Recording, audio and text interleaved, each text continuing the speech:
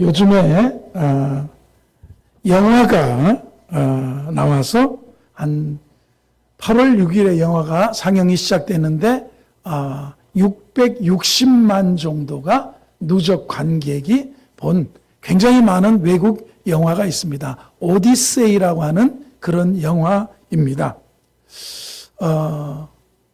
오늘 제가 왜 영화 얘기를 하면 풍랑이 일어났던 그 제자들의 그 힘겹게 노를 젓고 있는 그 모습을 저 산 위에서 기도하시다가 예수님이 바라보시고 우리가 힘겹게 인생의 그 노를 져가는 우리를 향해서 주님이 제자들을 향해서 바다 위를 갈릴리 바다 호수 위를 걸어 오셨고 유령이라고 두려워할 때 난이 두려워하지 말라 하고 주님이 배 위에 오르시니까 그 풍랑이 잠잠하게 되었다는 그런 기적의 이야기. 주님이 바다 위를 물 위를 걸으신 예수님, 그리고 힘겹게 인생 항해 중에 노를 젓는 제자들을 향해서 걸어오시는 예수님을 우리가 보면서 은혜를 받는 그런 시간 갖기를 원합니다. 오디세이라는 영화는 사실 그리스 로마 신화의 바탕입니다. 그렇다고 그 영화의 배경이 되는 트로이 전쟁이 허구냐, 그것도 아니랍니다. 우리가 사도행전을 보면, 사도행전 16장을 보면 터키의 바울이 1차, 2차 예수 그리스도의 복음을 들고 지중해 전역을 다니면서 복음 전도를 할 때 터키 지역에 가서 복음을 전합니다. 그리고 드로아에 내려갔다 그랬어요.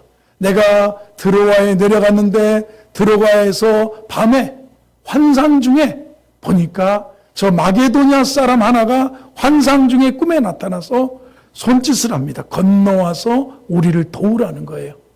그래서 자기는 터키 저 북쪽으로 흑해연안으로 저 북쪽으로 가서 복음을 전하려고 생각을 하고 아시아 쪽으로 북쪽으로 해서 올려오려고 했는데 밤에 드로아에서 환상 가운데 건너와서 우리를 도우라. 그게 그리스 지역입니다.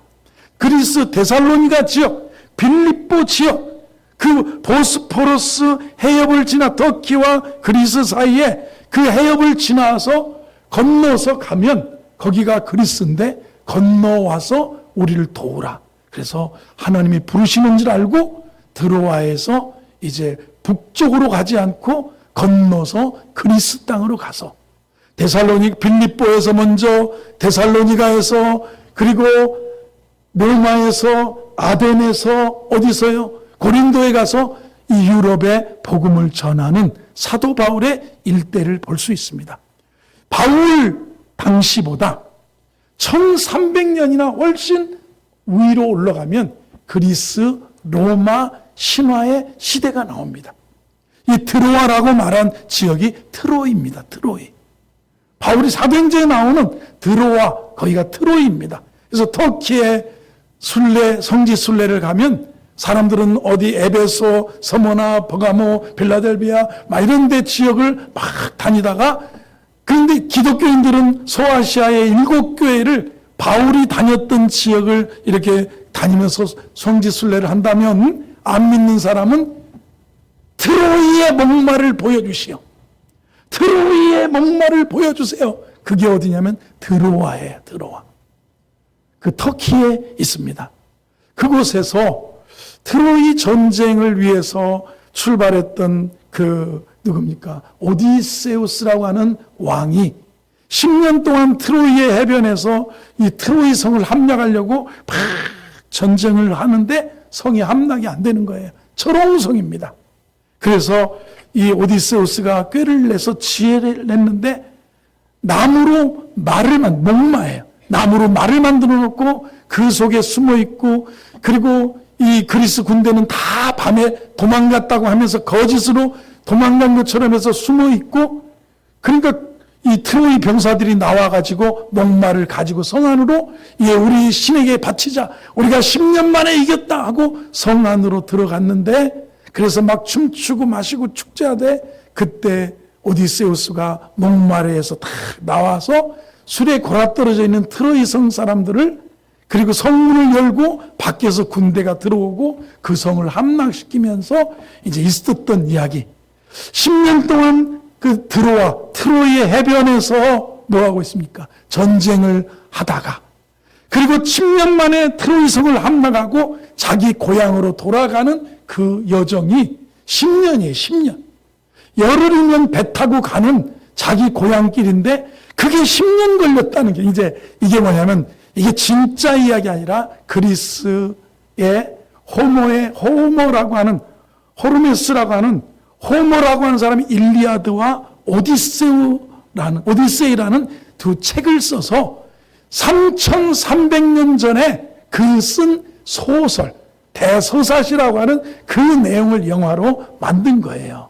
근데 이 오디세우스가 고향 이타케를 향해서 돌아가는데 그 10년의 여정이 그 영화예요. 그러니까 어르신들 혹시 영화를 안 본 분이 있다면 가서 3시간짜리 영화를 보시는데 뭔 얘기인지 도대체 모르겠다. 그러면 그리스 로마 신화의 이야기를 잘 모르시는 그런 거니까 미리 이런 동영상도 있고 그러니까 보고 가시면 영화의 이야기가 좋을 거라고 생각이 됩니다. 거기에 배 타고 10년 동안 고향으로 돌아가는 이야기가 나오는데 우리가 그 그리스의 로마의 그 신화에 보면 바다의 신, 그게 누구냐면 포세이돈이 있습니다.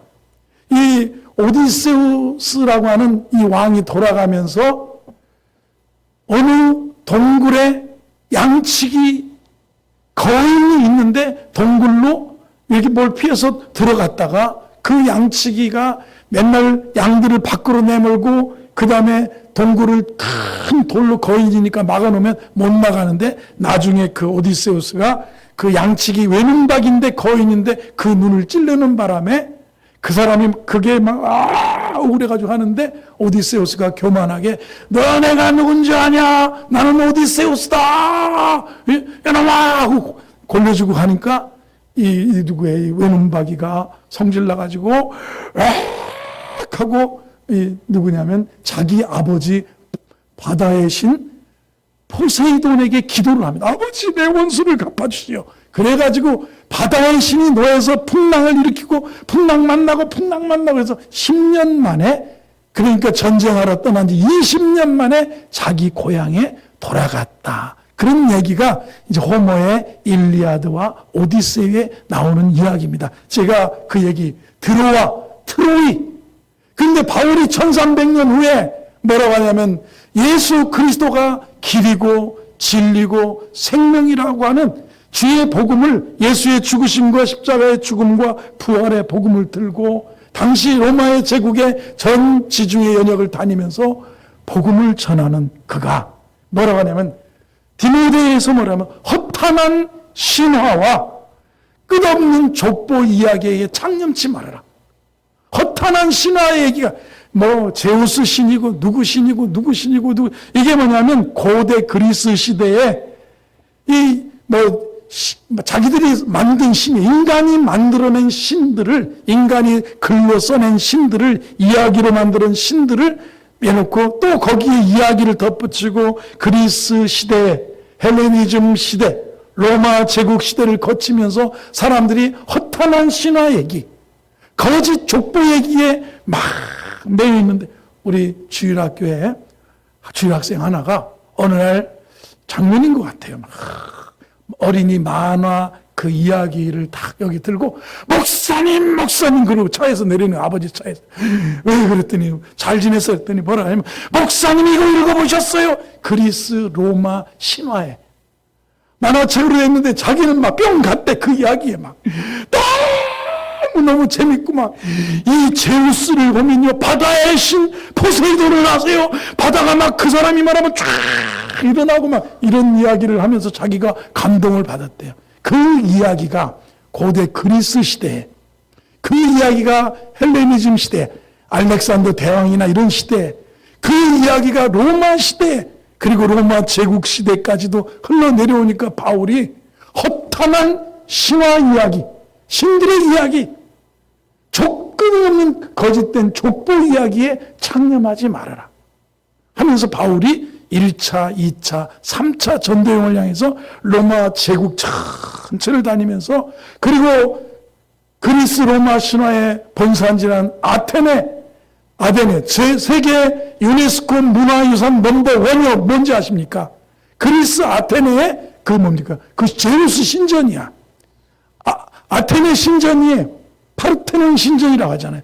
세계 유네스코 유산 넘버 원이 뭐냐? 거기 그리스. 아테네의 파르테논 신전을 올라가기 전에 그 언덕배기가 뭐냐면 바울이 아레오바고 언덕이 있어요. 거기서 아레오바고에서 사람들이 그 저 높은 곳에 그리스 로마 신화의 본산인 그 제우스 신전을 바라보면서 사람들이 거기 오르기 전에 울고 있을 때, 여러분이야 이런 허탄한 것에서 돌아오라는 거예요.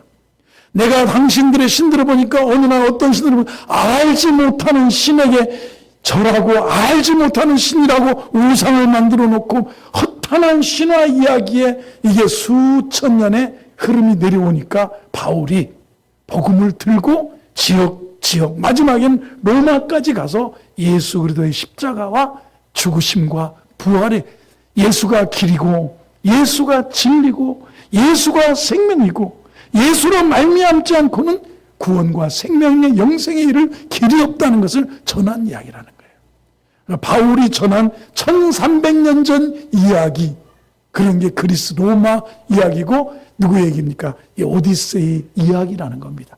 바다 힘겹게 노를 저어서 10년 만에 고향으로 돌아가는 그런 이야기예요.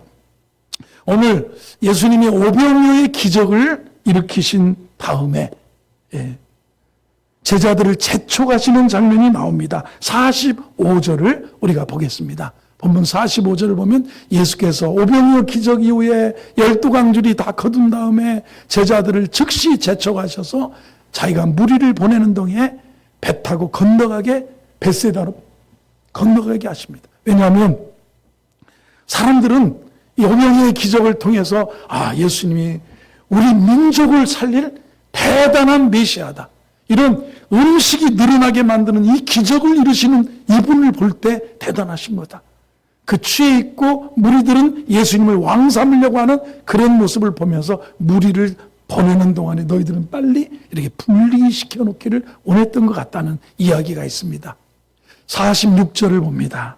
그랬더니 무리를 작별하신 후에 예수님은 산으로 기도하러 가셨습니다. 47, 48절을 보면 저놈의 배는 바다 가운데 있고 예수님은 홀로 산 꼭대기에서 무태 계시면서 제자들을 위하여 또 주님 하나님 앞에 기도하고 계십니다. 48절을 봅니다. 바람이 일어납니다. 갈릴리 바다에 바람이 풍랑이 일어납니다. 제자들이 힘겹게 노젓는 것을 보시고 밤 4경쯤에 바다 위로 걸어서 그들에게 오사 지나가려 하시매. 이게 뭐냐면 저녁 6시부터 아침 새벽 6시까지 3시간 단위로 1경, 2경, 3경, 4경 이렇게 나누는 거예요. 그래서 4경이면 새벽 3시부터 6시 사이를 밤 4경이라고 하는 거예요. 새벽 3, 4시 가장 칠흑 같은 어둠 동트기 직전에 힘겹게 노를 젓는 제자들을 향해 오시는 주님을 우리가 오늘 보면서 이 기적 같은 말씀을 통해서 은혜를 받는 그런 시간 갖기를 바랍니다. 한번 따라하겠습니다. 우리가 힘겹게 노를 저을 때, 다시 한번요, 시작. 우리가 힘겹게 노를 저을 때 풍랑이 일고 있는 바다 위에서 생존을 유지하는 꼴이 된 것이 순종의 결과입니다. 즉시 제자들을 재촉하셔서 45절에 그러잖아요. 바로 이렇게 건너편 벳세다로 건너가게 하셨습니다. 그런데 예수님 믿고 신앙적으로 순종하며 양심의 소리를 따르고 믿음으로 살기 시작했는데 왜 삶이 더 어려워지고 왜 삶이 더 각박해졌느냐? 그래서 바다 한가운데서 폭풍우를 만난 것처럼 내가 힘겹게 인생 항해 소원의 항구에 다다르지 못하고 힘겹게 노를 젓고 있는 우리들을 향해서 우리가 힘겹게 노를 저을 때 주님은 과연 무엇을 하고 계시고 주님은 언제 나를 도우시는가 하는 인생의 질문을 가질 수 있습니다. 바다 위의 배처럼 표류하면서 말할 수 없는 고통 가운데 있을 때 우리는 어떤 자세로 삶을 살고 신앙을 어떻게 유지하며 믿음 가지고 승리할 수 있을까? 먼저 우리가 48절을 다시 한번 읽어봅니다. 시작. 바람이 거스림으로 제자들이 힘겹게 노젓는 것을 보시고 밤 사경쯤에 바다 위로 걸어서 그들에게 오사 지나가려고 하시매. 밤 사경쯤, 새벽 3시부터 6시 사이예요. 가장 어두울 때야. 바람이 막 거슬려 일어나서 힘겹게 노를 젓고 있을 때 우리가 예수님 그럼 뭘 하고 계신가? 예수님이 보셨다고 나오잖아요. 힘겹게 노젓는 것을 보시고 아마 예수님은 저녁 무렵에 보내고 그리고 저 산 위에 올라가셔서 기도하고 하느님과의 교통과 교제 중에 계셨습니다. 그러면서 마음의 감동이 와 제자들이 힘겹게 이 밤에 갈릴리 바다에서 노를 젓고 있는 것을 느끼고 보고 계셨다는 거예요. 이 풍랑 속에서 제자들은 이렇게 우리가 고생하는데 예수님은 어디 계시고 어째서 우리를 이 풍랑 가운데로 보내셨을까? 거침없이 아마 원망하고 있었을지도 모르겠습니다. 그런데 예수님은 이 제자들을 보고 계셨다고 말씀합니다. 보고 계세요. 주님이 보고 계십니다. 주님이 예전에 제가 신학생 때 기도원에 가서 봉사를 하는데 우리가 이제 기도원 막 이것저것 작업하다가 잘못해서 망치로 손톱을 엄지손가락을 이렇게 때려서 아팠어요. 다른 사람은 또 뭘 하다가 또 다치기도 하고 아팠는데 그때 우리가 부른 노래 그 누가 나의 괴로움 알며 또 나의 슬픔 알까. 그거가 이제 후렴이 중요해요. 주밖에 누가 알아주랴 영광 할렐루야 나 자주 넘어집니다 오 주님. 그 누가 나의 괴로움 알며 또 나의 슬픔 알까. 내가 힘겹게 인생의 거친 바다에서 소원의 항구를 향해서 노를 젓고 있을 때 주님은 과연 나에게 어떤 의미의 주님이시냐? 주님은 저 산 위에서 기도하고 계시고 주님은 보고 계시다는 겁니다. 46절을 보면 예수님의 위치가 무리를 작별하신 후에 기도하러 산으로 가셨다. 로마서에서 예수님은 우리를 위해서 보좌 우편에 계시고 우리를 위하여 기도하신다고 그랬지 않습니까? 보좌 우편에 앉으셨고 우리를 위해서 기도하시는 중보자 예수 그리스도를 우리가 보고 있습니다. 예수님은 우리를 보고 계세요. 나의 아픔, 내 아들아, 내가 안다. 내가 다 안다. 내가 보고 있다. 보시다. 오병이어의 기적이 있은 다음에 군중들은 예수님을 임금 삼기를 원했고 예수님은 이런 세속적인 영광이 아닌 십자가의 길이 바로 하나님의 길이다.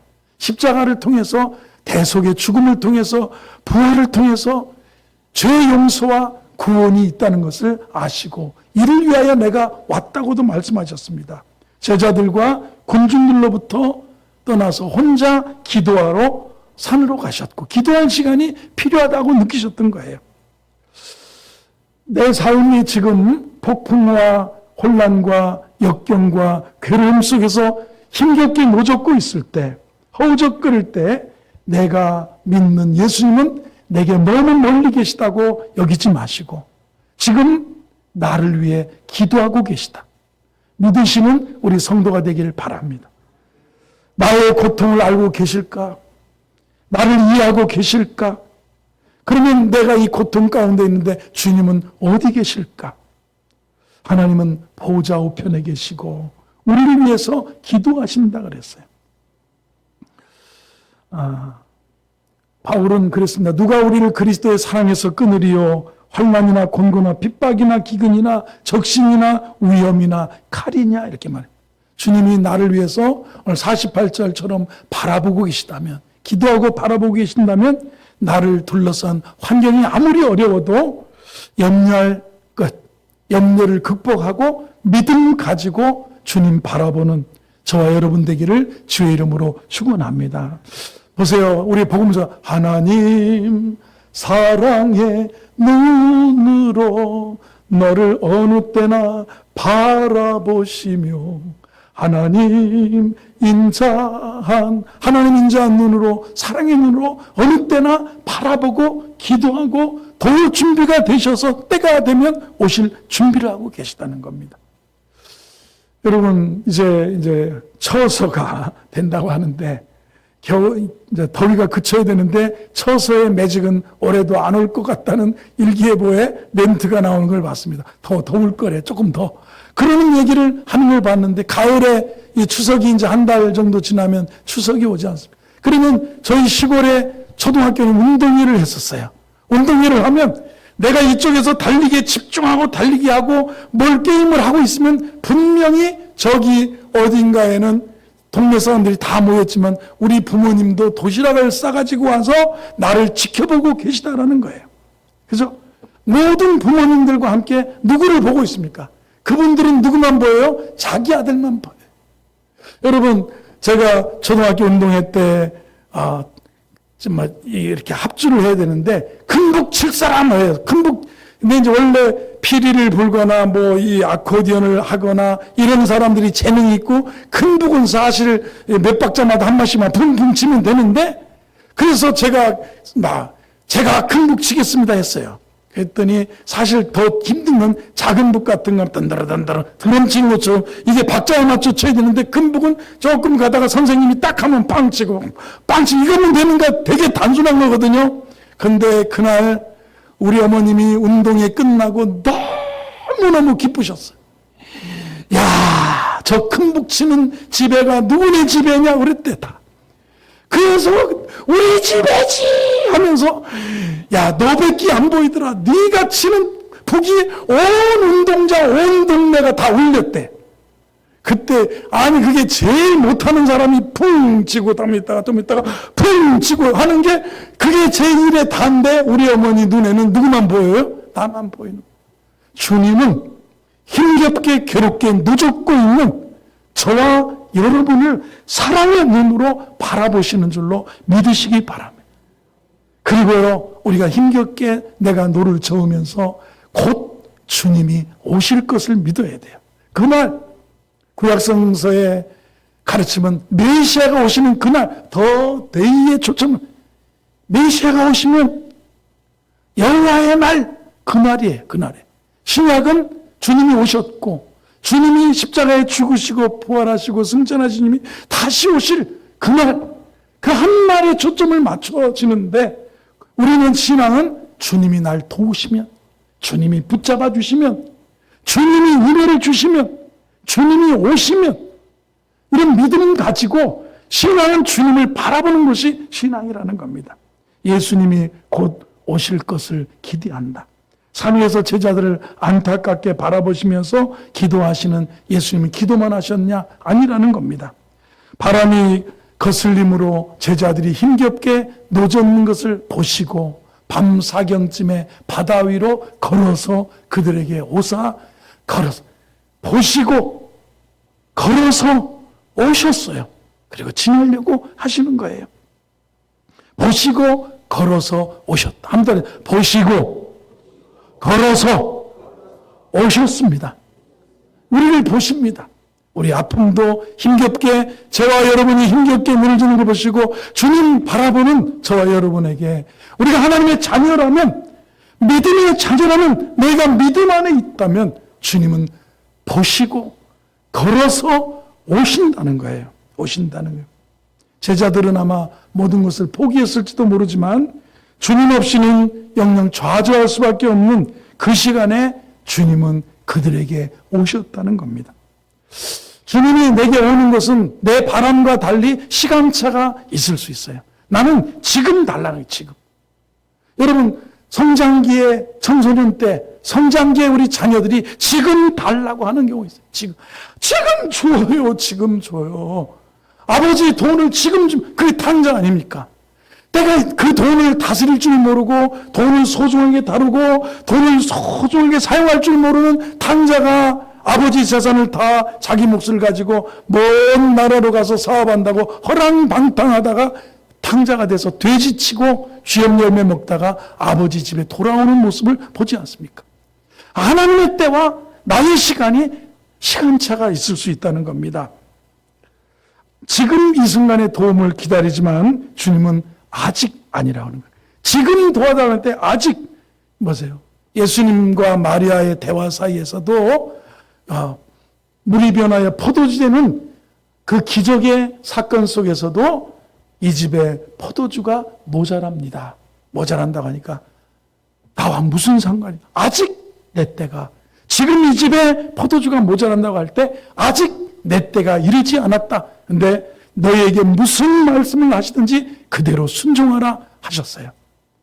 마리아는 의논하고 마리아는 순종하려고 하지 않아요.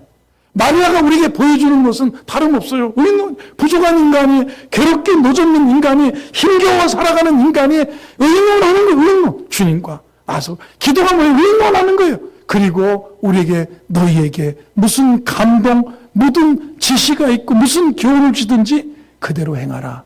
순종이에요. 그랬더니 뭐예요? 물이 변하여 포도주 되는 기적이 있습니다.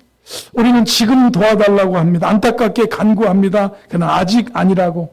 그러나 반드시 주님은 때가 되면 오신다. 이걸 바라봐야 돼. 오늘 보시고 걸어서라도 오셨어요. 믿으시면 아멘 하시기 바랍니다. 그래요. 지금이라고 나는 말하지만 하나님은 아직이라고 말할 수 있습니다. 그러나 기억할 것은 반드시 주님은 우리에게 오신다. 나의 주가 되고 나의 하나님이 되시고 나의 목자가 되어주시고 내 길을 예비하시는 여호와 이레의 하나님이 되신다는 겁니다. 주님은 곧 오실 거라는 거예요. 반드시 오실 거라는 겁니다. 그 시간은 우리가 하나님께 맡기는 것이 필요하다는 겁니다. 그렇죠? 이 걸어서 오신다. 한번 따라서 걸어서 해보세요. 제가 지난주에 음식이 늘어나는 기적, 오병이어의 기적을 우리가 말씀을 살피면서 제가 에즈버리, 켄터키주의 에즈버리 신학교에 그 신약학 교수님이 편집한 책 이야기를 했었습니다. 제가 오늘도 그 책을 이렇게 막 한 1,400~500페이지 되는 그런 책인데 거기서 쭉 보니까 고대의 기적, 음식의 기적, 귀신이 떠나가는 기적, 병이 치유받는 기적, 무리를 걷는 이야기는 과연 현대에 없었는가? 대개 무리를 걷는 기적은 홍수가 많이 나는 지역에서 있었다는 거예요. 그럴 수 있잖아요. 태국이나 인도네시아 같은데. 이런 때 이제 그래서 인도네시아 같은데 태국에서 이제 이런 기적 이야기가 1970년도에도 이런 이야기가 기록되어 있는 거예요. 뭐라고 하냐면 순회 전도자가 저 위쪽 마을에 강을 건너서 설교를 하러 가기로 약속이 되어 있는데 갑자기 상류에서부터 또 이쪽까지 비가 많이 내리는 거예요. 오늘 저녁이면 저쪽에 내일까지 집회가 예정되어 있어 사람들이 모여 있을 텐데 이쪽 사람들이 이쪽에서 건너가야 돼. 9m 정도의 수심과 이게 우리 한강 정도는 안 되더라도 한 20~30m 정도 되는 그런 길이의 그런 강인데 수심은 9m 정도. 길이는 20~30m 정도 되는데 거기를 가야 되는데 이게 그래서 주님 물이 줄어들기를 바랍니다. 물이 줄어들기를 물살이 넘어서서 배를 띄워서 건너갈 수도 없고 그래서 기도를 하고 있는데 비는 계속 오는데 성령의 감동이 오더래요. 그냥 건너가라 그러더래요. 그래서 사람들하고 이렇게 막 이 팔에 고리를 이렇게 끼고 대여섯 명이 막 걸어갔대요. 걸어갔는데 처음에 많이 깊을 줄 알았는데 발목 정도 가더니 조금 더 들어갔는데 무릎 정도 되더래요. 그런데 끝까지 30m 건너갈 때까지 무릎 정도로 끝나고 그날 그 사람들이 다 그 강을 건너가서 늦지 않게 집회 장소에 가고 그 다음에 복음을 전하고 이 며칠 후에 다시 이쪽 마을로 왔는데 이쪽 마을 사람들이 그러더라는 거예요. 우리는 그날 기적을 봤습니다. 당신들이 물 위를 걸어가는 것을 보았습니다. 중력의 법칙에 의하면 9m 정도 수심이면 빠져야 돼요. 어떻게 그 사람들이 무릎밖에 안 가겠어요? 처음엔 발목에 들어가더니 나중에 무릎 정도까지만 이렇게 잠기고 그 30m 거리에 9m 정도 수심의 그 강을 건너갔다는 거예요. 이런 일들이 이제 이분, 저기 뭐 해요. 이 지역별로 다니면서 이거를 찾아서 그리고 어떤 사람이 그날 저녁 때인데 캄캄할 때라 이 영사기 같은 그 옛날에 비디오 카메라로 찍었는데 밤이라 뽀여가지고 이게 사람인데도 이게 아주 선명하지는 않은데 그런 영상 기록까지 있다. 막 그런 얘기를 했어요. 하나님은, 그렇죠? 욥기를 보면 이런 말씀이 있습니다. 욥이 하나님에 대해서 이렇게 9장에서 이렇게 고백을 하는 겁니다. 욥이 이렇게 고백을 합니다. 제가 읽어드릴게요. 9장 8절은 그가 홀로 하늘을 펴셨고 바다 물결을 밟으신다. 바다 물결을 밟으신다. 바다를. 홀로 하늘을 펴시며 바다 위를 마른 땅처럼 걸으셨다. 욥은 그렇게 고백.